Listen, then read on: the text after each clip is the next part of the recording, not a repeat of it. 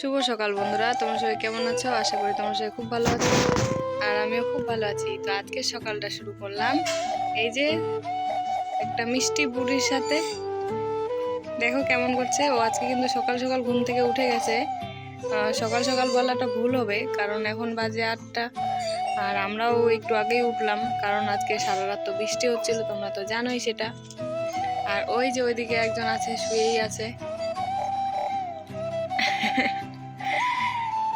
এই যে দেখো তনু, তনু এই দেখো।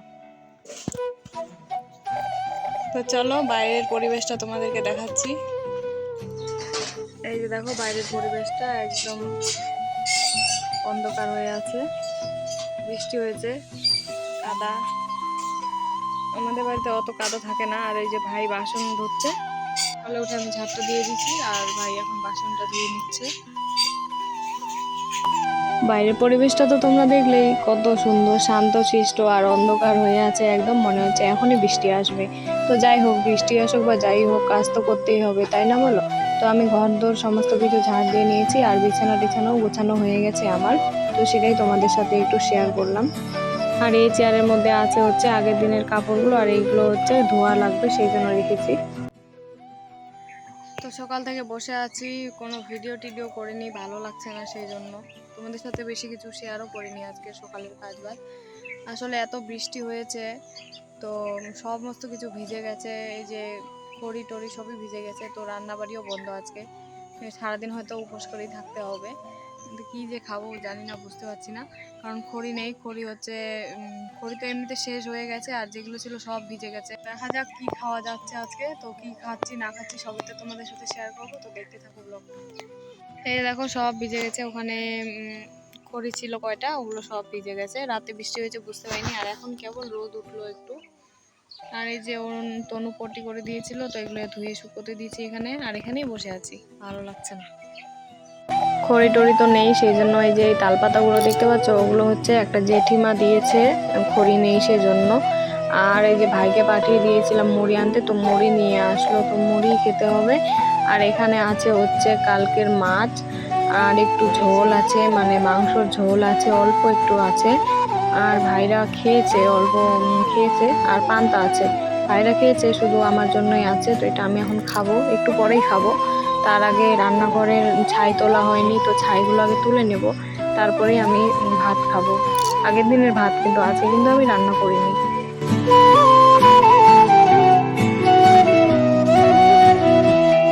খড়ি নেই, সেজন্য কি আর করব, রান্নাও করতে পারছি না। আর যেটুকু খড়ি ছিল সব কিছুই তো ভিজে গেছে, সেটা তো তোমাদেরকে দেখালামই। কি আর করা যাবে বলো, এমনিতেও গরিব মানুষ, গ্যাস ভরার টাকা নেই, আর তার দিকে ভগবানটাও যেন আমাদের সাথে এরকম করছে। তো বলে না কথায়, বৃষ্টি সবার জন্য কিন্তু সুখকর হয় না, কারোর জন্য দুঃখও হয়। তো সেরকম আমাদেরও। তোমরা তো দেখতেই পাবে, বর্ষার টাইমটা আসুক না একবার, তারপর দেখতেই পাবে কেমন কত কষ্ট আমাদের বর্ষার সময়। তো সবটাই তোমাদের সাথে শেয়ার করব, তোমরা শুধু একটু আমার পাশে থেকো, তাহলেই হবে।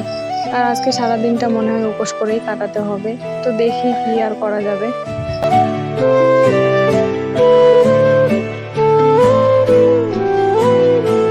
খেতে বসে না সত্যি খুবই খারাপ লাগছিল, কারণ আগের দিনের ভাত এটাই খেতে হচ্ছে। আর অনুর বাবাও খেয়েছে, আর ভাইও খেয়েছে। অনুর বাবা খেয়ে আজকে রিজার্ভ গেছে, সেই জন্য ও খেয়ে যেতে পারছে, না হলে তো প্রতিদিন না খেয়েই চলে যায়। আর অন্য তো ছোট, ওকে তো পান্তা খাওয়ানো যাবে না, সেই জন্য গিয়েছিলাম একটু পাশের বাড়ি একটা বৌদির কাছে, ও রান্না করছে সকালবেলা। তো ওর কাছ থেকে একটু ভাত নিয়ে এসে অনুকে আমি খাইয়ে দিয়েছি। আর তারপর আমার জন্য যেটুকু ভাত ছিল, তো আমি ভাতটা খেয়ে নিচ্ছি।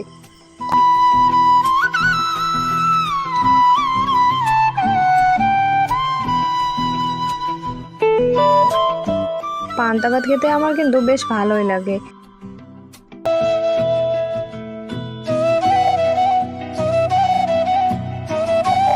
খাওয়া দাওয়া শেষ করে কাপড় ডুবিয়ে দিয়েছিলাম, তো সেগুলো ডুবানোই ছিল। আর তার আগে আমি তনুকে ঘুম পাড়িয়ে দিয়েছি।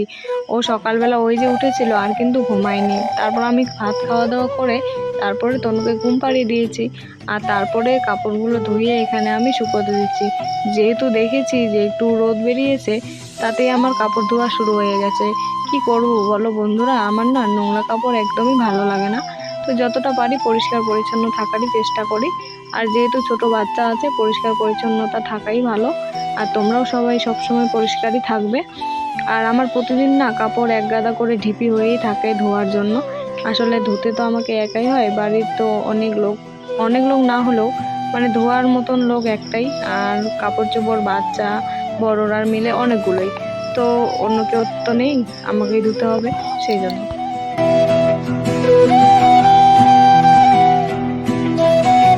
কাপড় ধুয়ে ধুয়ে আমি স্নান করে নিয়েছি। আর আমার স্নান হতে না হতেই এই যে তনু ঘুম থেকে উঠে গেছে। আর অনুকেও কিন্তু আমি স্নান করিয়ে দিয়েছি। আজকে ভেবেছিলাম সেটা তোমাদের সাথে শেয়ার করব, কিন্তু আর করতে পারলাম না, কারণ তনু ঘুম থেকে উঠে গিয়েছিল সেই জন্য। আর এই যে বারান্দাটা দেখতে পাচ্ছ, এটা এত ধুলো পড়ে কি বলবো তোমাদের, মানে দিনে কয়বার যে ঝাড় দিতে হয় সেটা আর বলতে পারবো না। তো সবটাই তো আর শেয়ার করতে পারি না, তো আজকে ভাবলাম একটু শেয়ার করেই নিই। আর ওইদিকে ঝাড়টা দিয়ে এগুলো হচ্ছে আগের দিনের কাপড় ধোয়া ছিল, তো সেগুলো হচ্ছে একটু ভাঁজ করে নেব।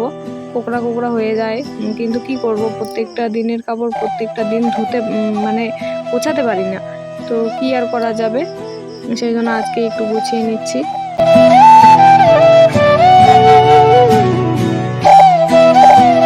আর হ্যাঁ বন্ধুরা, তোমরা যারা এতক্ষণ ধরে আমার ভিডিও দেখছো তাদেরকে অসংখ্য ধন্যবাদ আর অনেক অনেক ভালোবাসা।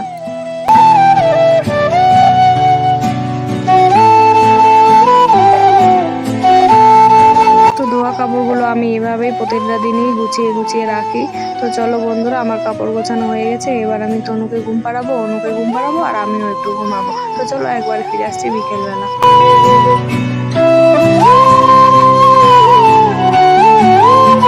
বিকেলবেলা ঘুম থেকে উঠেই আমি এদিকে রান্না বসিয়ে দিয়েছি, আর এখানে সবজিগুলো আমি কেটে নিচ্ছি। আর রান্নাটা একটু দেরিতে বসিয়েছি এর কারণেই, কারণ জেঠিমা যে তালপাতাগুলো দিয়েছিল সেগুলো ভেজা ছিল, আর সেগুলো তো শুকাতে একটু টাইম লাগবে তাই না। তো সেই জন্য ওগুলো আগে আগে শুকালো, তারপরে আমি রান্নাটা এখানে বসিয়েছি। তো চলো আগে তো সবজিগুলো কেটে নিই, আর ওদিকে তো ভাতটা হচ্ছেই।